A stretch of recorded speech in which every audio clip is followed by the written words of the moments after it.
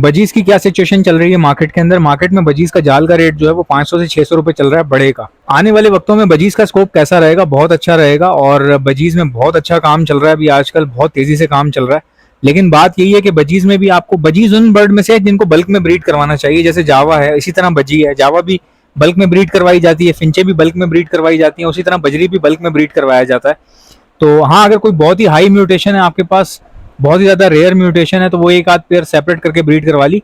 वरना जो है वो कॉलोनी में ज्यादा फायदा होता है, दाने की भी बचत हो जाती है और साथ साथ बच्चों का जो सर्वाइवल रेशियो वो डबल हो जाता है। जो आपने वीडियो के शुरू में जो बजीज देखे थे डार्क ब्लू रंग के, वायलेट रंग के, वो बेसिकली थे क्लियर विंग।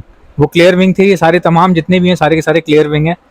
क्लियर विंग में और रेनबो बजरी में फर्क होता है। रेनबो बजरी जो है वो क्लियर विंग ही होता है, लेकिन उसका सिर्फ मुंह, जो उसका हेड है वो येलो होता है, येलो हेड होता है वो।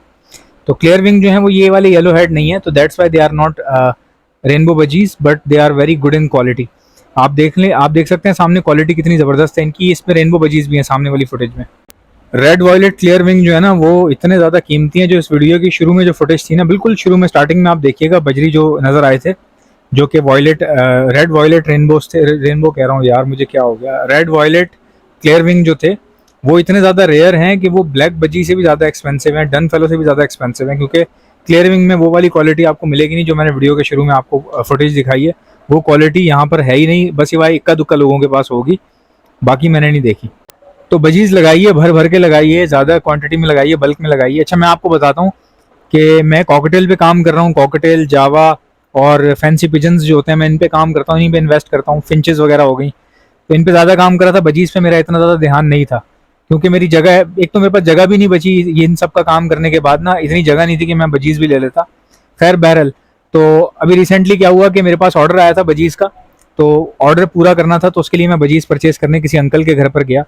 और मैंने वहाँ से जो जो मुझे साफ़ सुथरे पीसेस लगे वो मैंने छांट लिए उसमें से, और बाकी जो पीसेस थे उनमें कोई ना कोई ख़राबी, डिफेक्टेड थे वो। बाकी जो पीसेस जो मैंने छोड़े वो डिफेक्टेड थे। तो उन्होंने कहा ये भी ले जाओ। मैंने कहा अंकल नहीं, ये डिफेक्टेड है, इनमें कोई ना कोई नुक्स है। जो अच्छे वाले थे वो मैंने निकाल लिए अपने लिए, मैंने ऑर्डर पूरा करना है तो मैं उनको दे दूंगा ये। बाकी ये जो है डिफेक्टेड है, ये आप रख लें। तो आप बेशक लालू खेत जाके दे आइएगा, किसी डीलर वीलर को दे दीजिएगा, आप वो ले लेगा आपसे। तो उन्होंने कहा यार मेरा जाना नहीं होता बेटा, आप जो है ना कुछ ऐसा करो कि ये सारे ले जाओ। तो मैंने उन अंकल से कहा कि मुझे ये चाहिए नहीं और ये डिफेक्टेड भी हैं, लेकिन अगर आप चाह रहे हैं, निकालना चाह रहे हैं, जान छुड़ाना चाह रहे हैं, तो मैं 50 रुपये पर पीस आपसे ले लूँगा। तो 50 रुपये पर पीस मैंने इसलिए लगाए थे बिकॉज दे वर डिफेक्टेड। तो उन्होंने कहा चलो ठीक है, हाँ मुझे मंजूर है, आप ये ले लो सारे के सारे। मैं भी हैरान हो गया क्योंकि मुझे, मेरे काम के नहीं थे ना वो, तो मैं करता क्या उनका। मैंने फिर यही सोचा चलो मैं 50 रुपये के हिसाब से ले रहा हूँ, मैं किसी ना किसी काम से कहीं जाऊँगा लालू खेत मार्केट, तो मैं किसी डीलर को दे दूंगा, अंकल की हेल्प हो जाएगी। तो मैंने 50 रुपये पर पीस के हिसाब से उठा लिए। उसमें डिफेक्ट क्या था, किसी की नाक छिली हुई थी, किसी की आंख सूजी हुई थी, किसी के एक नाखून नहीं था, किसी की दुम गिरी हुई थी पूरी की पूरी। तो इस तरह के छोटे छोटे मसले थे, लेकिन डिफेक्टेड तो कहलाएंगे ना वो। तो मैंने 50 रुपये पर पीस के हिसाब से उठा लिए। अब मैं घर लेकर आया, मैंने कहा एक पिंजरे में डाल दूंगा और इतवार को इसको, इतवार मार्केट जाके निकाल के आ जाऊंगा। तो जब मैं घर लेकर आया, मेरे फादर ने मुझे कहा कि यार ये मुझे दे दो। मैंने कहा आप क्या करेंगे, कहने लगे खुले छोड़ूंगा मैं इनको। मैंने कहा ये तो डिफेक्टेड है, ये पता नहीं उड़ भी पाएंगे नहीं उड़ पाएंगे ये। कहने लगे नहीं नहीं छोड़ दो इनको, इनको खुला छोड़ दो, इसमें सेटअप के अंदर और मटकियाँ लगा दो। तो उनके कहने पे मैंने खुला छोड़ दिया और सेटअप पे मटकियाँ वटकियाँ लगा दी। मैंने अपने फादर को बोला मुझे उम्मीद नहीं है कि ये ब्रीड करेंगे, आप बिला वजह जो है इनको आपने रोक लिया। मैं तो अच्छा खासा देने जा रहा था, हमारे काम के ही नहीं है, हमारा बजरी का भी फिलवक्त काम नहीं है, क्योंकि बजरी में बल्क में काम होता है, हमारे पास जगह नहीं है, तो हमारे पास इतनी जगह ही नहीं है, तो हम इसका क्या करेंगे। लेकिन मेरे फादर ने कहा नहीं नहीं तुम लगा दो। तो मैंने वो लगा दी। अब माशाल्लाह से उनको तकरीबन अराउंड 20 दिन हो गए हैं। माशाल्लाह सारे के सारे अंडों पे बैठे हुए हैं, कुछ के बच्चे निकल आए हैं, इतनी ब्रीड आई है। मैं कुछ का वेट कर रहा हूँ, कुछ के अंडों में से बच्चे निकल आए, मैं आपको प्रोग्रेस दिखाऊंगा। तकरीबन 10 पेयर के करीब थे, 10-20 पेयर थे, 20 पेयर। तो जैसे ही अंडों से बच्चे निकलेंगे ना, कुछ के रह गए हैं ना बच्चे निकलना, तो उनके निकल जाए, मैं वेट कर रहा हूँ, फिर मैं आपको प्रोग्रेस दिखाऊंगा। अच्छा, कल एक सीन हुआ था सेटअप के अंदर, मेरे दो हमारे पास फिशर पड़े हुए हैं, ओपलाइन ग्रीन ओपलाइन पड़े हुए हैं हमारे पास, एक्स्ट्रा पड़े हुए हैं, मेल हैं दोनों के दोनों। अगर किसी को चाहिए हो तो बता दीजिएगा, मैं दे दूंगा। वो जो है ना वो बाहर निकल गए, खोल के पिंजरा, खुद ही खोल के पिंजरा बाहर निकल गए और एक मटकी के अंदर घुसे बजरी की, और वहां से एक छोटा बच्चा निकाल के बाहर फेंक दिया। अब जब मैं आया तो मुझे वो मरा हुआ मिला फ्लोर पे से। अब मैं परेशान हूँ, ये पता नहीं कहाँ से गिरा है ये, मैं समझा माँ बाप ने फेंका होगा। मैंने उठा के वो बच्चा फेंक दिया। कुछ देर बाद मैं देख रहा हूँ कि एक पानी का जो बाउल है ना, जो पिंजरे के अंदर हम लगाते हैं कटोरियाँ, वो कटोरी एक बाहर बीच में पड़ी हुई है। मैंने कहा यार ये कहाँ से गिर गई कटोरी। अब मैं ढूंढ रहा हूँ, फिर मेरी नजर पड़ी सबसे नीचे वाले खाने में जहाँ पे फिशर थे, वहाँ फिशर ही नहीं है। मतलब वो कटोरी ऊपर करके कटोरी बाहर निकाल के खुद बाहर निकल गए।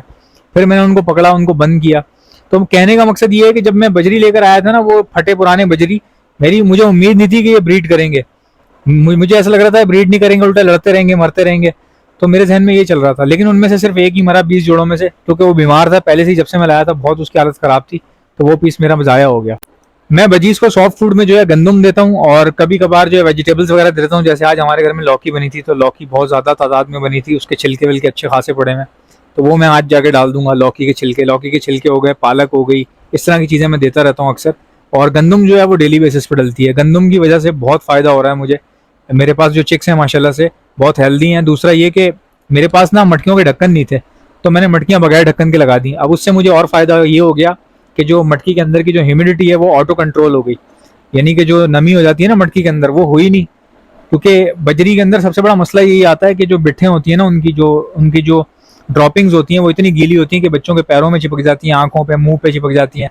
बच्चे एक्सपायर हो जाते हैं, कमज़ोर हो जाते हैं, बच्चे मर जाते हैं, पैर टेढ़े हो जाते हैं बच्चों के। तो मेरे पास इस तरह की नमी हुई नहीं मटकी के अंदर। उसकी वजह ये थी कि मेरे पास डोलियों के मटकियों के ढक्कन नहीं थे, तो वो कुदरती तौर पर मुझे मिले नहीं, और मुझे फ़ायदा भी हो गया उसकी वजह से, ना लगाने की वजह से। तो मेरा कॉलोनी का जो एक्सपीरियंस है ना, वो समझ लें कि बहुत अच्छा रहा मेरा कॉलोनी का एक्सपीरियंस, क्योंकि मुझे उम्मीद नहीं थी कि इतना अच्छा रिस्पॉन्स आएगा। तो मेरे आपको भी यही मशवरा है कि भाई आप कॉलोनी लगाएं बड़ी बड़ी, अगर आपके पास छत है तो बड़ी बड़ी कॉलोनियाँ लगवाएं। अच्छा, कॉलोनी ऐसे लगाई जाती है, लंबी कॉलोनी होती है जिसका आधा हिस्सा या 1/3 कह लीजिए वो कवर्ड होगा। जहाँ पे मटकियाँ लगी होती है ना, वो हिस्सा कवर्ड होना चाहिए, ताकि जब बारिशें हों तो बारिशों से बच जाए मटकियाँ या बॉक्सेस जो भी आपने लगाए हुए हैं। जब गर्मी हो तो धूप से मटकियाँ बॉक्सेस बच जाएँ आपके, और जब हवा चल रही हो तो हवा से बच जाए मटकियाँ और बॉक्सेस आपके, तो उससे आपको फ़ायदा हो जाएगा। अभी इस वक्त मार्केट में कुछ भी नहीं चल रहा, बस सिवाय कॉकटेल चल रहा है, और ये बजरी चल रहा है, और फिर ये एक्जॉटिक फिंचेस वगैरह चल रही हैं मार्केट में। यही 3 चीज़ें हैं जिनका अच्छा खासा कारोबार चल रहा है। तो आप लोगों को भी इनमें इन्वेस्ट करना चाहिए। जिसने बजरी रखे हैं मैं उसको कहूँगा कॉकटेल रखे थोड़े से, और थोड़ी सी एक्जॉटिक फिंचेस रखे। जिसने एक्जॉटिक फिंचेस रखी हैं उसको बोलूँगा थोड़े से बजीज डाले और थोड़े से कॉकटेल डाले। जिन लोगों ने कॉकटेल डाले मैं उनको कहूँगा थोड़े से बजीज और थोड़ी सी जावा और थोड़े से एक्जॉटिक फिंचेस की तरफ आएँ, ये भी डालें आप लोग, आपको फ़ायदा होगा। देखें, मैंने हमेशा शुरू से आपको ये बात कही है, मैं तो बहुत पहले से समझा रहा हूँ, ये लोग मुझे देख के अब जाके बोलना शुरू कर रहे हैं कि हर चीज़ रखनी चाहिए। मैं तो बहुत पहले से, आप मेरी वीडियो उठाएं 3 साल पहले मैंने ये बोलना शुरू कर दिया था कि हर बर्ड आपके पास होना चाहिए, वरना ऐसा ना हो कि आपको नुकसान हो जाए। और वही हुआ, लोगों ने एक ही बर्ड जो है बहुत ज़्यादा रखा, तो उसकी वजह से कई लोगों को नुकसान उठाना पड़ा।